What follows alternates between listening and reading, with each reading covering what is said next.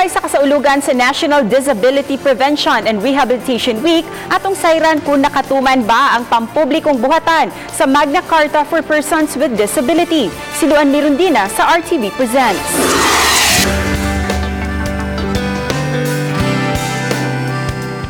Sa pagsugod og lingkod sa katungdanan ni Mayor Jonard Ahensya, subli na usab nga nakatrabaho ang 44 anyos nga si Arnold sa information counter sa Lapu-Lapu City Hall. Dili na bago ang maong trabaho alang kang Arnold tungod kay kini naman ang iyang trabaho kaniadto atol sa miaging administrasyon.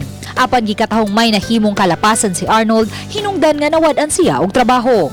Si Mayor Jonard Ahensya masaligon nga dili na masubli ang hitabo kay hingpit nang gipatuman ang biometric fingerprint alang sa mga kawani sa Lapu-Lapu City Hall. Sa mga PWD nga kawani sa City Hall nga di maka-time in og time out gamit ang biometric fingerprint, sama ni Arnold may biometric face ID usab alang kanila. Salamat ko sa Mayor nga sa akong kahimtang ipatrabaho gyud ko sa City Hall nga kaumaon akong mga anak. Nakaamgo siya sa kalisod nga mawadan ng trabaho.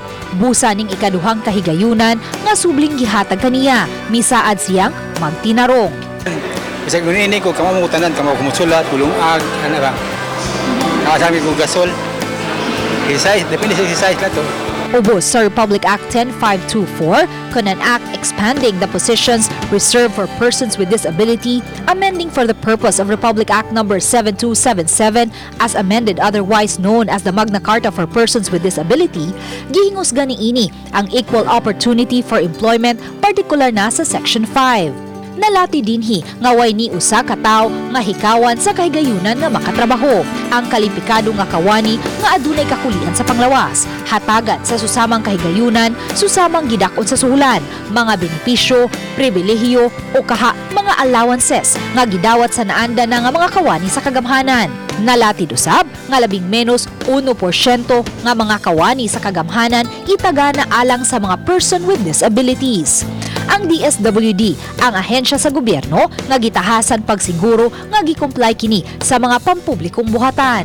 Most of the member agencies are following it and we are advocating that para sa mga newly elected officers, sa mga LGUs natin. Gipasigarbo ni Direktor Gaymala nga sa 1,700 ka mga kawani sa regional nga buhatan sa DSWD-7. May 19 ka mga PWD. I am happy to tell you that they are gaining well. Employed sila kasi regular and they are of course a help to the government. Ang Lapu-Lapu City Hall, kasamtangang may 655 ka mga regular employees, 700 ka mga casual, 1,898 ka mga job order personnel, samtang 59 niini mga PWD. Matod ni Direktor Gaymala, tungod kay bag-uhay pa lang siya naglingkod sa katungdanan.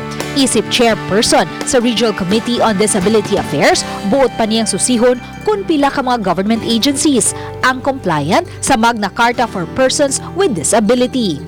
Binomonitor natin yan ang BP 344, yung Batas Pambansa 344. Ito ba ang mga ang ating agencies are PWD friendly?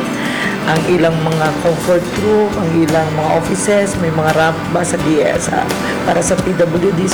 Because it cannot be denied that our PWDs are actually part of the society and they should be mainstream. Ning pagsaulog karon sa National Disability Prevention and Rehabilitation Week, panghinaot sa DSWD nga unta mo comply ang tanang mga pampubliko o pribadong kompanya sa Batas Pambansa 344. Uban ni Rinante Quiñones, ako si Luan Mirundina o kini ang akong short dokyo.